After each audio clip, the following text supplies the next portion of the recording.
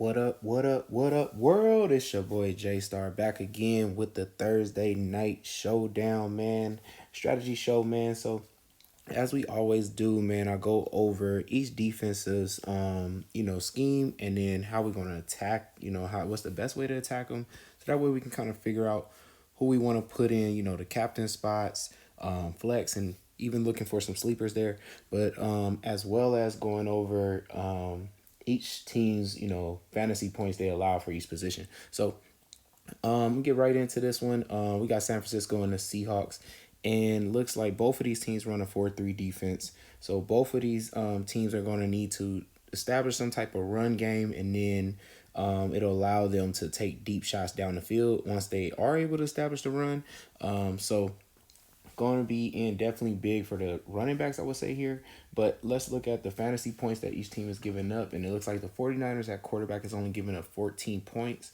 At running back, they're giving up 16 points. At wide receiver, they're giving up 36.5. At tight end is about 9 points. And then defenses, they've been allowing about 5.2 points. Kickers, they've been allowing about 4.8 points. The Seahawks on the other side is quarterback is 17.8 points. Running back is 30.2 points. Wide receiver 29.9 points. Tight end 16.4. And then defense 6.3. Kicker is 8 points. Okay, so looking at that, I'm thinking so for the 49ers, we look like best captains according to just fantasy points allowed is going to definitely be the running back first. Since it's 30 points there. Let's see, tight end could be, so Kittle isn't played in that captain there. And then looks like quarterback, because wide receiver, man, they don't really go to a wide receiver 10 plus targets a game, because I would say then yes, definitely like a Uke would be in play there, but it's more like I would say Purdy would probably be a better spot than a Uke for that side. And then let's see, so just when we're looking at just flex options though, definitely I would say flex options here would be a Uke. Since we have an injury to Debo, we would have to say Jennings, but I think the receivers that actually take Debo's spot are McLeod, and as well as a shot way down here that you can call a sleeper shot, I guess, but would be like Danny Gray. With his speed and kind of like a slot receiver play, but exactly the same thing with Ray McLeod. Those are the two that's kind of playing in the slot. I feel that Juwan Jennings and Ayuk don't really have too much backups really for them. They'll be out wide, playing things like that, and then they'll kind of use McCaffrey too as a kind of slot in. Slot receiver basically, because he can't run routes, and I've seen them move him out there too. So it's like him, Kittle kind of take up what Debo's doing, but then outside of them it will be like a Ray McLeod to Danny Gray. So I would definitely think all those will be in play. And let's see, so defense was 6.3. So I mean, it is a rivalry. You can still say like 49ers defense could have been in play too. And then kicker was 8 points. So definitely also I would throw in Robbie Gold as definitely another flex play there. So then on the other side though, looking at, see, looks like 49ers biggest amount of points given up was to receivers. So definitely both of these receivers will be in play.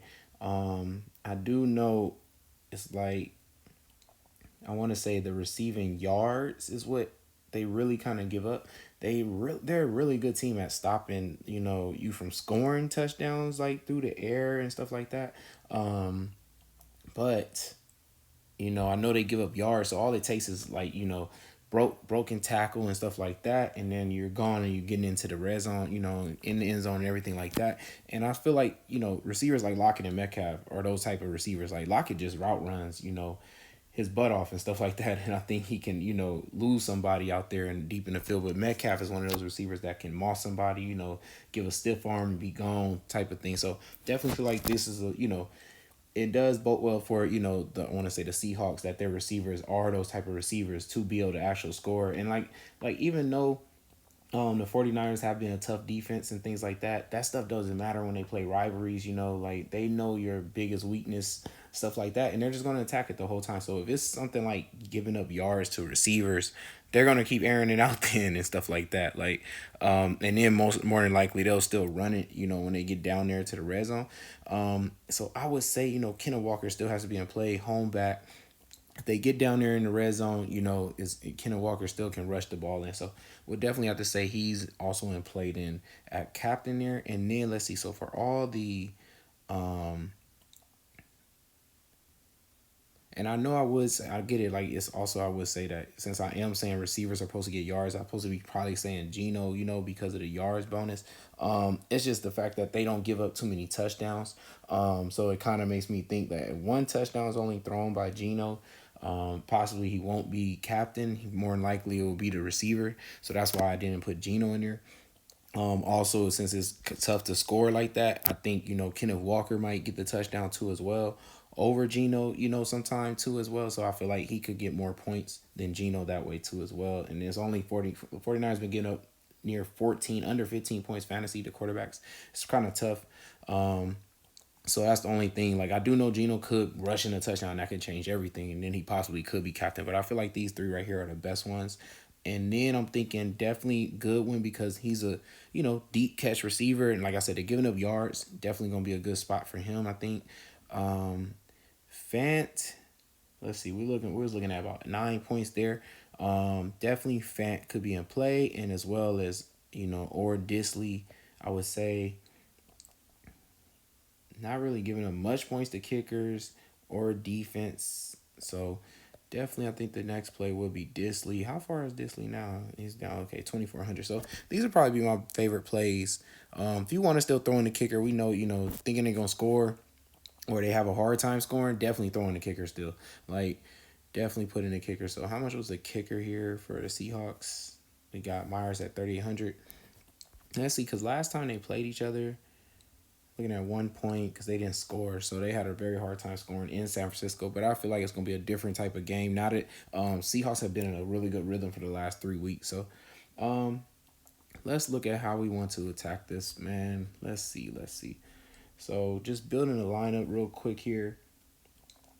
It's like we know McCaffrey is like definitely one of the best options, but I kind of, let me see something. I want to kind of run with Kittle, just because we know the Seahawks have been horrible against a tight end, and kind of feel like I don't even have to have Purdy to go with Kittle. I can do a running back tight end stack here, and trying to think about the yards and deep shots here. I know last time Lockett had a great game.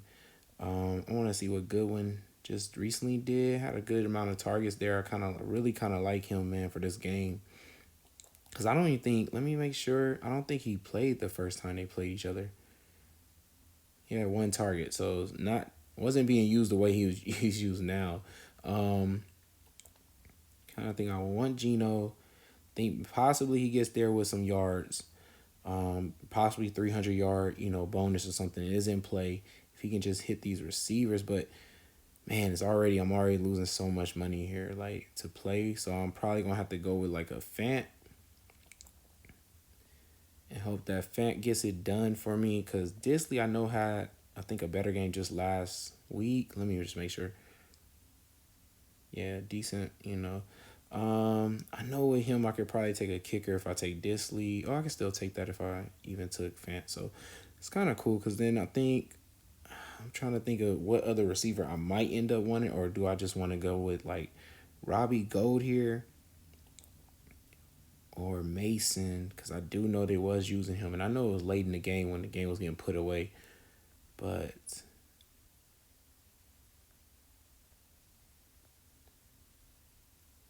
trying to see, man, where do I want to go?